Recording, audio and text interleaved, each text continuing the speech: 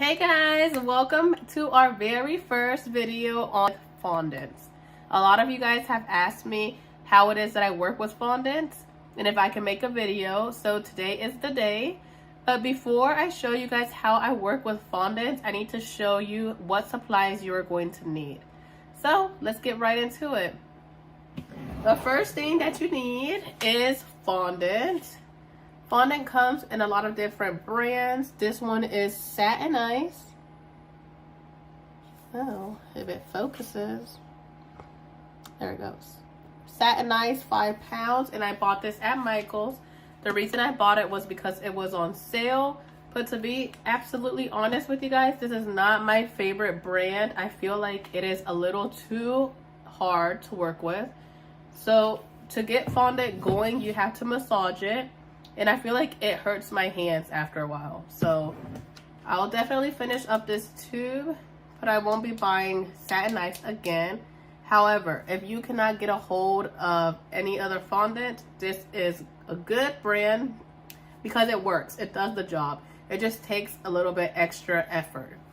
And fondant is very delicate. So if you do not keep it, oh god, if you do not keep it closed, it will dry and it will get very, very hard. It will turn into like a rock and it will be unusable. You will have to probably throw it away. So I definitely recommend that you guys preserve your fondant in a airtight container. You can wrap it with saran wrap, put it in Ziploc bags. But definitely don't leave it out. Even when you're working with fondant, don't leave it out. Like, take a little bit that you're going to be working with and the rest store it, because fondant dries in minutes and it gets really hard. And once it's hard, there's no going back. So that's Satin Ice. And my go-to is Wilton. So because I was going to make this video, I went ahead and bought some of this just to show you guys. This you can find at Walmart, Michael's. I think I've only seen it at Walmart and Michael's. But it comes in bigger containers, just like Satin Ice. This one was a 5 pound. However, I've seen it in 25 pounds. So it can get much bigger. But this one is 1.5 pounds by Wilton. And it's perfect for all of you guys that just want to go ahead and start practicing and are not ready to buy the big tub. This is a good option. And this one is definitely a lot smoother to work with. You don't really have to massage it as much. And it doesn't wear out your hands. And I always buy my fondant in white. Always. For darker colors, well, we're going to get into food coloring, but for darker colors, you can buy your fondant already colored in whatever color you want. For example, when I am using fondant in black, red, or brown, I go ahead and I buy it, and I'm going to put it right here, like how it comes and how the packaging looks, so you can know exactly what to look for in the supermarket. So that way you don't have to waste so much food coloring trying to achieve that color. But yeah, that's the fondant. So now we are going to need to make our fondant hard. So once we have our fondant massaged and it's like a perfect Play-Doh consistency, and we can go ahead and start working with our molds and our cutters, we are going to need it to dry.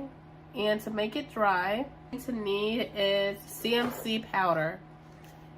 This one I got from Michael's. You can find this at Walmart, Michael's, Hobby Lobby, any baking store. And the reason we need this powder is because while we are massaging our fondant, we make our fondant soft.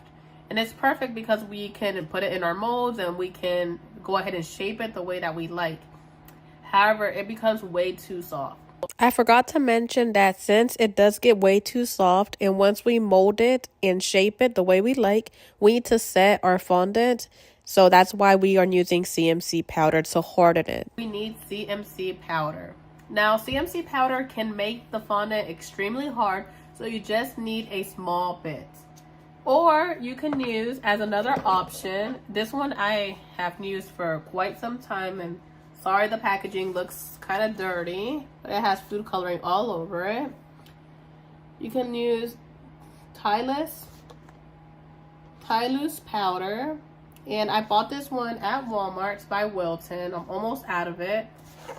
This powder right here makes your fondant, it makes it hard but not extremely hard where it's unusable. This right here can make it so hard that you really need to watch how much you are going to sprinkle onto your fondants. But these are the two options that I recommend. I love this one, but this one also works great. And I will teach you guys more about that when we are working on the fondant pieces. But right now we are just talking about supplies. Another thing that we need to work with fondant, and it's a must, you guys, you cannot use your bare hands when working with fondant because fondant is really sticky. It'll stick to your countertops, to your hands, to any surface. So you definitely need gloves, and you definitely need a silicone mat. So for gloves, this is the one that I used. You can use any gloves that you want. Just make sure that you are using gloves with fondant. As well, fondant is like a Play-Doh consistency. So any dust or any like thing that is on the surface is gonna stick to your fondant. So you definitely want to make sure you have gloves so that your hands are nice and clean and no dust or anything gets stuck to your fondants. Now for my silicone mat, you can use any silicone mat. This one is by Wilton. It's actually for cakes. I need it when I'm making cakes. It's really big, but it works. It works great. But any silicone mat is gonna work awesome. That way your fondant does not stick to your surface and you can go ahead and easily remove it from your silicone mat. If you do not use this, it is going to be very hard to get the fondant off of your surface. So this is a must, guys. You cannot work with fondant without this. Let's see. Next up, we are going to be talking about our molds, embossers, cutters, stamps. So for embossers, I have these right here. These are what they look like. These are called embossers, and what they are used for is you put your fondant on top of it and it's like a stamp. It gives it the shape of whatever your embosser you have, and you can use it to make so many beautiful designs. And I will show you guys how to do that, but for now I just want to show you that you will need some embossers. Look how pretty this one is. This is perfect for like an ocean or mermaid theme. And look at this one. This is like a flower one. And these I got at Michael's, but you can get them on Amazon. Any cake or baking stores sell them. Hobby Lobby. They also come in plastic, and I just bought these recently from Hobby Lobby for $2.99. And this is perfect for like the little Winnie the Pooh that we always get requested to make. So this is like the little honeycomb. I have molds like this, but I just wanted to give this a try and see if it worked with fondant. But yeah, you can use this. I have a couple of these, so I do know that it works, but I just wanted to try this one and this one specifically to see how well it worked. But you can try this, or you can try this silicone one. If you ask me which one I like the most, I would definitely choose the silicone one, but this works as well. And sorry guys, I am just getting my voice back. I lost it last week and it sounds horrible. I know, I'm so sorry. But if I don't film this video, I'm not gonna film it. Like I always have something going on, and I really want to get this out for you guys and start teaching you everything that I know. So I need to stop postponing everything. So we're just gonna tough it out, and we're just gonna bear through the raspiness.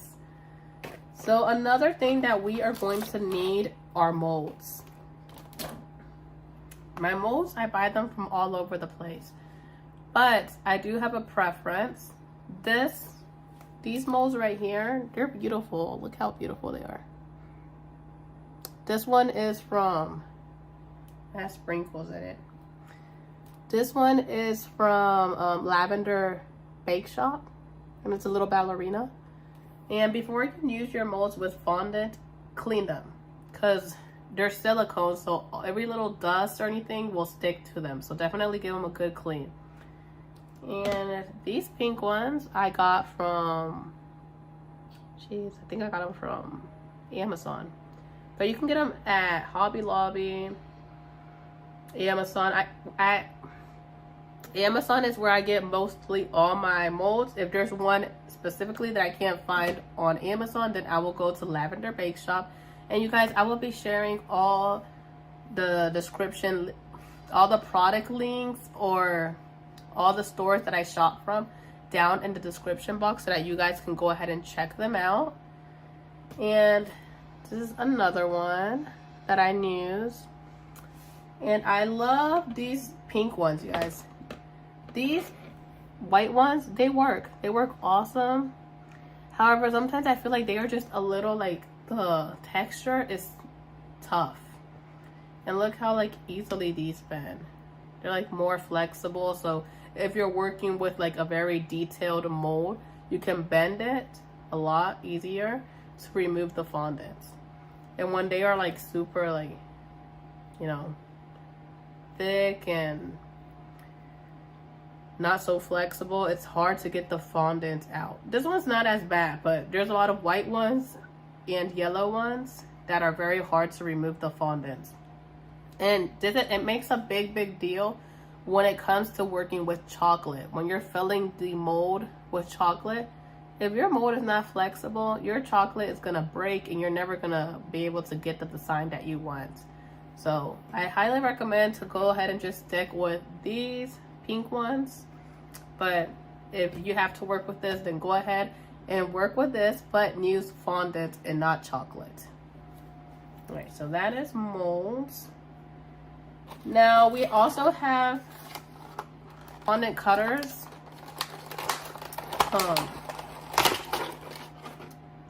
This one is from Hobby Lobby, and you just press it down on the fondant, and then you just release it like that, and you will get the little leaf shape.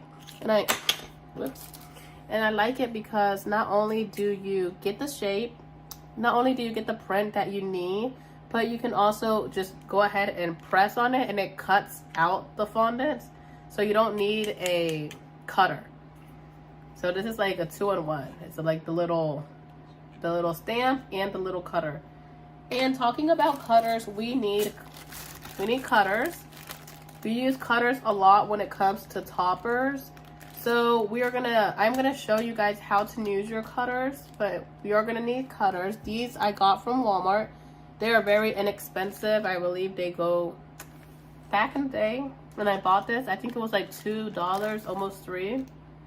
And the other day I went into the baking aisle at Walmart.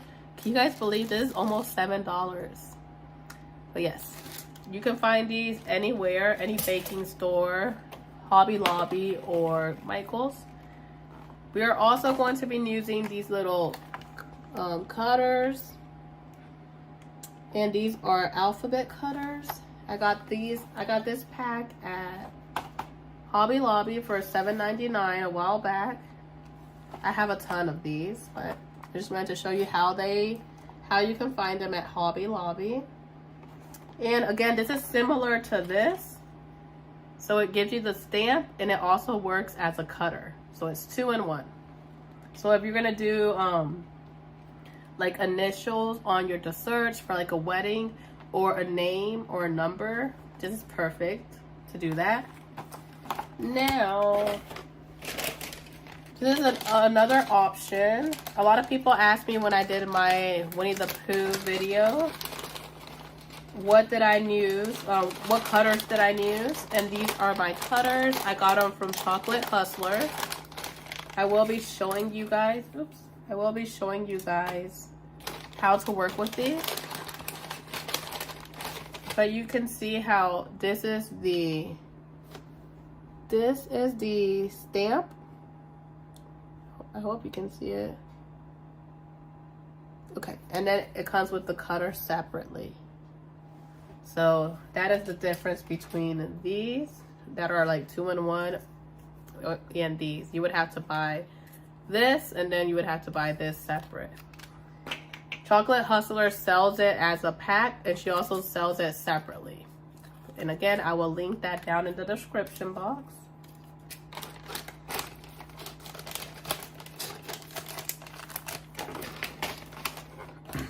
Now, to paint our fondant pieces, I paint my fondant pieces a lot, quite a bit, and we use luster dust to paint them. So here I have rose gold, and this is the brand. It's called Oh Sweet Art. I also have it in silver.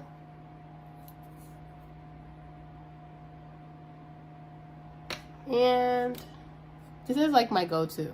I've had this for quite some time. It's been with me for a while, so don't mind the packaging. It's Gold Luster Dust by Divine Specialty, and I love it. And I've had it for a good amount of time. I've used it almost all the time, and I still have a lot of product left. So definitely worth the money. And if you are going to be using luster dust to activate it so that you can paint over your fondants, you will need some type of extract. You can use lemon extract, clear vanilla extract, and it has to be clear because if it's not clear, it's gonna mess up the color of your luster dust. Or you can use vodka, and it does not taste like vodka, nor will it make your customers drunk or anything. It's a small bit of alcohol that absorbs when the alcohol dries. So to paint our fondant pieces, we are going to need our little paint brushes. These I bought at Michael's. Mine are getting really old, so I went ahead and picked up another pack, and these just come with all different sizes. Nothing special. They're very economic. It's a 40 count. And another thing we are going to need is a fondant roller. Normally they come with little pink bands that you use to make sure that your fondant is the same thickness. I removed mine because I just felt like it was unnecessary. But we definitely need a fondant roller. What else? Now for food coloring, to color our fondants, you can use 3 types of food coloring. Let me get them closer.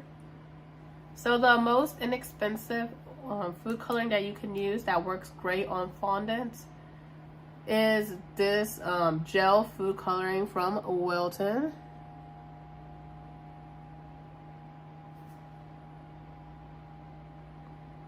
This works really good with fondants. However, it is gel food coloring, so you cannot use it for chocolate. Just on fondant, buttercream, or royal icing. Next up is Chef Master Candy Color. You can use this on fondant, on anything you'd like, even chocolate. This is also very inexpensive, but you cannot use it on chocolate. Just fondant, buttercream, or royal icing. It's gel food color, and it's the Hobby Lobby brand, and it's only $1.99. So it's a great option to color your fondants. And for those beautiful light colors that we always want to achieve, but they rarely come in these options, we need Color Mill. This is Lilac from Color Mill. I love Color Mill. It's great because you can use it on anything, chocolate, fondant, icing, buttercream. However, this little bottle is only 20 milliliters and it's like almost 10 bucks. So it's very expensive. So definitely use it wisely. And the thing I love about Color Mill is not only can you use it to like color your fondant, your chocolate, or anything like that, you can also use it to color your fondant pieces or to color your sprinkles. So like, let's say you want to make your sprinkles a specific color and you can't find it in the supermarkets, then it's definitely a good option to paint your sprinkles with. Now, another thing that is optional, it's not necessary, it's optional. I don't use it often. Actually, to be honest, I rarely use it. It's edible glue. This one is from, my camera just wants to focus on my face and it's not focusing on the products. So this one is called Dab and Hold edible glue from the brand Wilton. I got this at Michael's. It's kind of expensive and I don't really find much use for it just because we can always use our chocolate as glue. But if you want to use it, go ahead and use it. It worked great. It was $9 and I got it on clearance for $5. However, remember, it is optional just because we always have chocolate that we can use as glue. Now, you're also going to need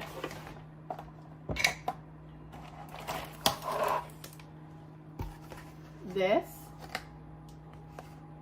And this is just like a little acrylic plastic fondant piece holder, and it's great to dry your fondant pieces that you need to dry in a shape, in a specific shape.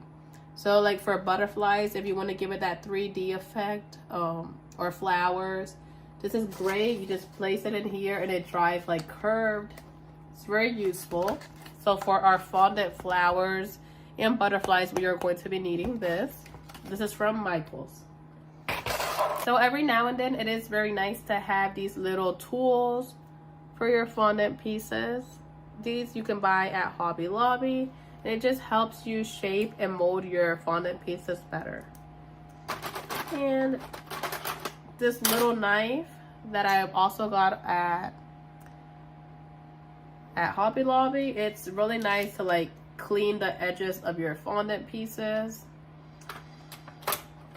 And what else am I forgetting? Oh, and last but not least,